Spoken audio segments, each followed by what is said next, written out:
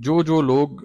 حضرت ابو طالب علیہ السلام کے ایمان کے قائل نہیں ہیں، ان پر تشنا اٹھاتے ہیں، رخنا اٹھاتے ہیں، انہیں معاذ اللہ کفر کے درجے پر لکھتے ہیں، وہ یہ سوچیں کہ حضور علیہ السلام نے جو آیہ مبارکہ میں نے آپ کے سامنے پڑھی، حضور علیہ السلام نے اللہ کے حکم سے فرمایا کہ قل لا اسألکم علیہ اجرا الا المودۃ فی القربہ۔ اس کا کیا مطلب ہے کہ میں تم سے اجر رسالت میں کچھ اور نہیں مانگتا، یعنی کہ جو میں نے اللہ کا پیغام تم لوگوں تک پہنچایا، میں اس کے بدلے میں، اس کے عوض میں کچھ اور نہیں مانگتا مگر اپنے قرابت داروں کی محبت اور مودت مانگتا ہوں۔ اب آئیں دیکھتے ہیں کہ حضور کے قرابت دار کون تھے۔ وہ لوگ ضرور حضور کے قرابت دار تھے جو حضور کی گود میں کھیلے، وہ لوگ جو حضور کی گود میں کھیلے وہ حضور کے قرابت دار ضرور تھے، لیکن سوچیں اس شخص کی قرابت داری کا کیا عالم ہوگا کہ جس کی گود میں حضور کھیلے ہوں۔ تو حضرت ابو طالب علیہ السلام وہ شخصیت، وہ ہستی تھی کہ جس کو یہ شرف اور اعزاز حاصل تھا کہ اس کی گود میں تاجدار انبیاء، سردار الانبیاء کھیلتا رہا۔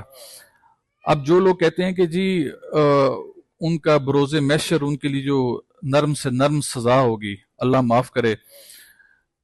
کہ وہ کہتے ہیں کہ وہ ایسے درجے پہ ہوں گے کہ وہاں پر ان کے پاؤں کھولیں گے، پاؤں سے عذاب دیا جائے گا اور ان کا سر کھولے گا، یہ سب سے کم سطح بتائی گئی۔ آپ سوچیں کہ حضور نبی کریم صلی اللہ علیہ وآلہ وسلم ایک دن گھر میں داخل ہوتے ہیں تو تندور پہ روٹیاں لگ رہی ہیں، تو حضور علیہ السلام نے گزرتے ہوئے ایک پیڑے کی روٹی بنائی اور اس کو تندور میں لگا دیا، تو ساری روٹیاں پک گئیں، لیکن جو روٹی حضور نبی کریم صلی اللہ علیہ وسلم نے لگائی تھی وہ نہیں پکی۔ تو جب آپ سے ماجرا دریافت کیا گیا کہ یا رسول اللہ یہ کیا ماجرا ہے کہ تمام روٹیاں پک گئیں لیکن وہ روٹی نہیں پکی جس کو آپ نے ہاتھ لگائے تھے، آپ نے فرمایا کہ جس چیز کو محمد کے ہاتھ لگ جائیں اس پر دوزخ کی آگ حرام ہوتی ہے تو دنیا کی آگ کیا کرے گی۔ تو سوچیں کہ حضرت ابو طالب علیہ السلام کے انگ انگ میں نبی پاک صلی اللہ علیہ وسلم سماتے ہیں۔ سوچیں کہ اس بچپن کی نوعمری میں، اس دور میں جب آپ گود میں کھیلنے قابل تھے، اس وقت حضور نبی کریم صلی اللہ علیہ وسلم نے کتنی بار جناب ابو طالب علیہ السلام کو چوما ہوگا، کتنی بار اپنا دست مبارک ان کے سر پہ پھیرا ہوگا، کتنی بار ان کے پاؤں کے ساتھ، ٹانگوں کے ساتھ لوٹ پوٹ ہوئے ہوں گے۔ تو ان کے جسم کا تو کوئی ایسا حصہ ہے ہی نہیں جہاں پر حضور اقدس کا ہاتھ نہ لگا ہو، ہر حصے کو حضور اقدس نے مس کیا۔ تو جس کے ہر حصے کے ساتھ حضور اقدس کا ہاتھ مبارک لگ جائے کہ اس کو بروز محشر اتنے سخت عذاب سے دوچار کیا جائے گا، حضور نے فرما دیا اس پر دوزخ کی آگ حرام ہو جاتی ہے جس کو میرا دستے مبارک لگ جائے۔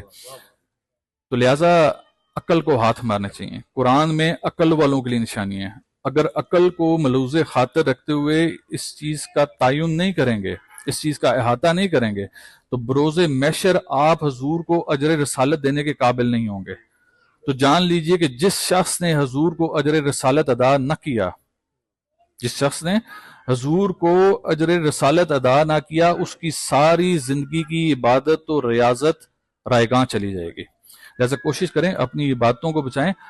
آج کے چند ناعقل اندیش لوگوں کے کہنے میں آ کر کوئی ایسا عمل نہ کریں کہ جس میں آپ ایمان ابو طالب کے قائل نہ ہوں۔